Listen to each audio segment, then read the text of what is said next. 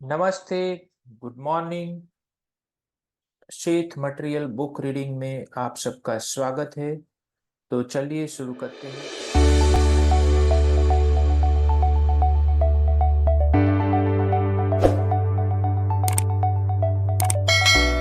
आज का चैप्टर है चैप्टर 20, अननोन रियलिटी, अज्ञात वास्तविकता।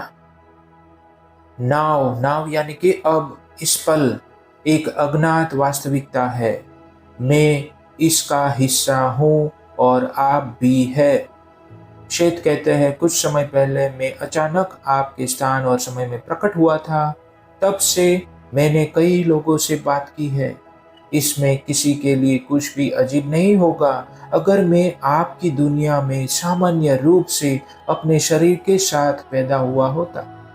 इसके बजाय मैंने जैन रॉबर्ट्स के माध्यम से बोलकर खुद को अभिव्यक्त करना शुरू किया।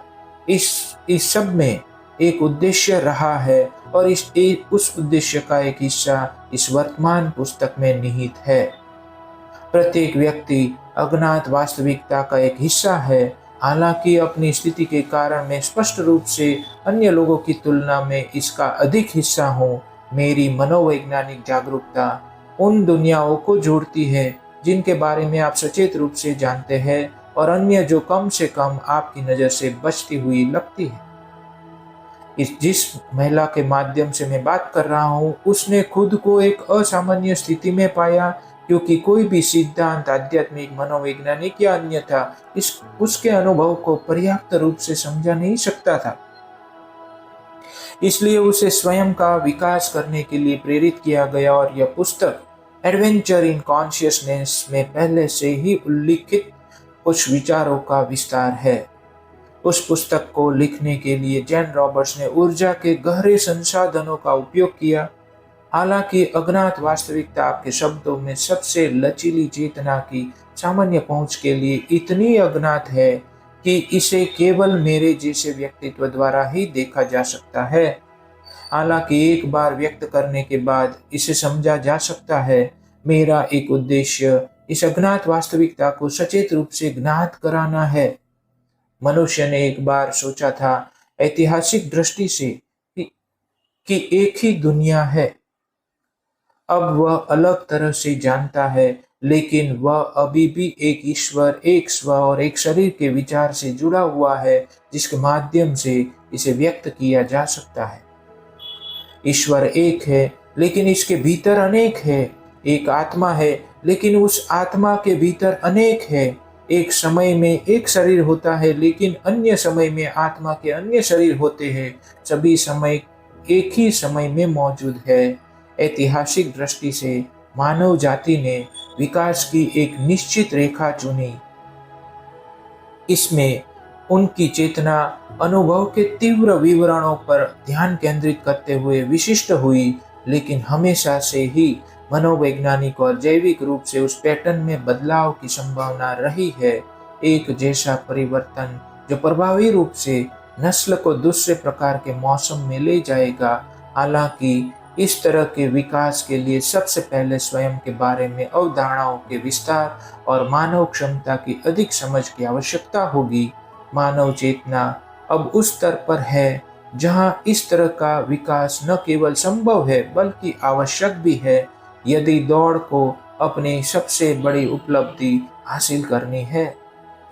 जैन रॉबर्ट्स का अनुभव कुछ हद तक मानव मानस की बहुआयामी प्रकृति का संकेत देता है और प्रत्येक व्यक्ति के भीतर मौजूद क्षमताओं का सुराग देता है।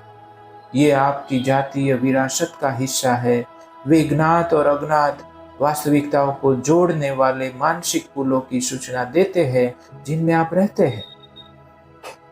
हालांकि आपके पास स्वयं की प्रकृति के बारे में अत्यधिक सीमित अवधारणाएं हैं। आप एक बहुआयामी ईश्वरत्व या एक सार्वभौमिक वास्तविकता की कल्पना करना शुरू नहीं कर सकते हैं, जिसमें सभी चेतना अद्वितीय है, अनुलंघनीय है और फिर भी संगठन और अर्थ के अनंत इशारों के निर्माण के लिए समर्पित है। अपनी अन्य पुस्तकों में मैंने पाठकों को समझ के अन्य स्तरों तक ले जाने के लिए स्प्रिंग बोर्ड के रूप में कई स्वीकृत विचारों का उपयोग किया। यहाँ मैं यह स्पष्ट करना चाहता हूँ कि यह पुस्तक एक ऐसी यात्रा शुरू करेगी जिसमें ऐसा लगेगा कि परिचित बहुत पीछे छूट गया है। फिर भी जब मैं समाप्त कर लूँगा तो मुझे आशा है कि आपको पता चल जाएगा कि ज्ञात वास्तविकता और भी अधिक मूल्यवान है, अधिक वास्तविक है, क्योंकि आप इसे एक अज्ञात वास्तविकता के समृद्ध ताने बाने से भीतर और बाहर दोनों जगह प्रकाशित पाएंगे, जो अब उभरती हुई दिखाई देती है। दैनिक जीवन के सबसे अंतरंग भाग। हमें एक क्षण दीजिए।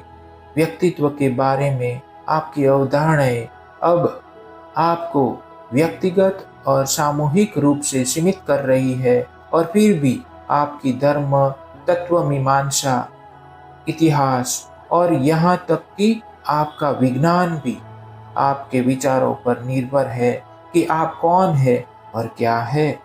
आपका मनोविज्ञान आपको आपकी वास्तविकता नहीं समझाता, ये आपके अनुभव को समाहित नहीं कर सकते।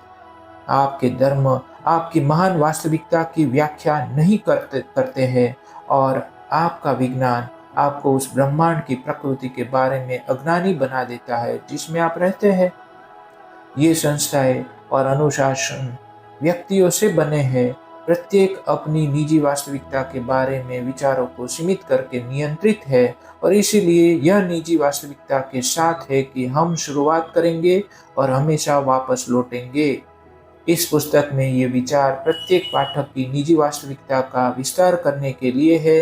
ये गूढ़ या जटिल प्रतीत हो सकते हैं, फिर भी वे किसी भी व्यक्ति की पहुंच से परे नहीं है जो स्वयं के अज्ञात तत्वों की प्रकृति और इसकी बड़ी दुनिया को समझने के लिए दृढ़ संकल्पित है।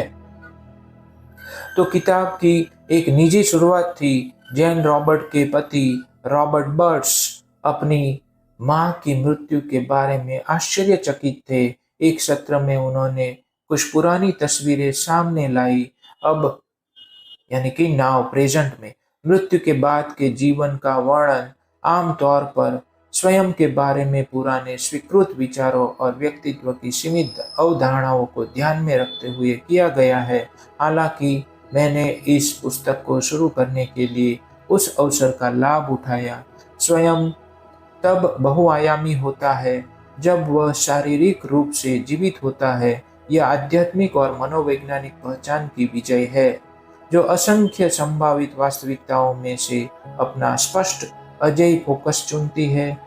जब आपको इसका एहसास नहीं होता है तो आप मृत्यु के बाद के जीवन पर सभी पुरानी गलतफहमियों को थोप देते हैं।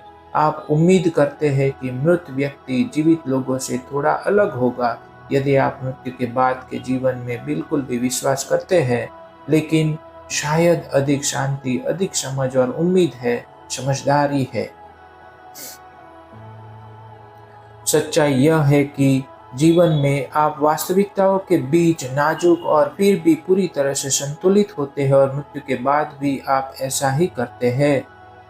मैं इस अवसर का उपयोग मृत्यु के बाद रॉबर्ट बर्ट्स की मां को उपलब्ध महान स्वतंत्रता को समझाने के लिए करता हूँ, लेकिन जीवन के दौरान मौजूद उनकी वास्तविकता के उन तत्वों को समझाने के लिए भी करता हूँ जो मानस की प्रकृति के बारे में मानव जाति की अवधारणाओं के कारण सचेत रूप से अन्य उनके लिए बंद थे। मैं समय समय पर उन तस्वीरों के बारे में टिप्पणी करता हूँ जो जैन रॉबर्ट सहित बर्ट्स परिवार को से संबंधित है। फिर भी कोई भी पाठक पुरानी तस्वीरों को देख सकता है और वही प्रश्न पूछ सकता है जो यहाँ कहा गया है, उसे निजी अनुभव पर लागू कर सकता है। अज्ञात वास्तविकता आप इसके ज्ञात समकक्ष है, तो फिर अपने आप को जानो। जैसे जैसे उन विचारों से परिचित होते जाते हैं, आपका विस्तार होता जाता है। मैं स्वयं आपके अस्तित्व के उन हिस्सों के लिए बोलता हूँ जो पहले से ही समझते हैं। मेरी आवाज मानस के उस स्तर से उठती है जिसमें आपका भी अनुभव है। इसीलिए अपने ज्ञान की बात सुनो। शेत। तो आज का ये बेहतरीन चैप्टर यहाँ पर समाप्त होता है। हम कल फिर से आपके साथ जुड़ेंगे अगले चैप्टर को लेके। तब तक के लिए thank you, good bye, take care, love you all.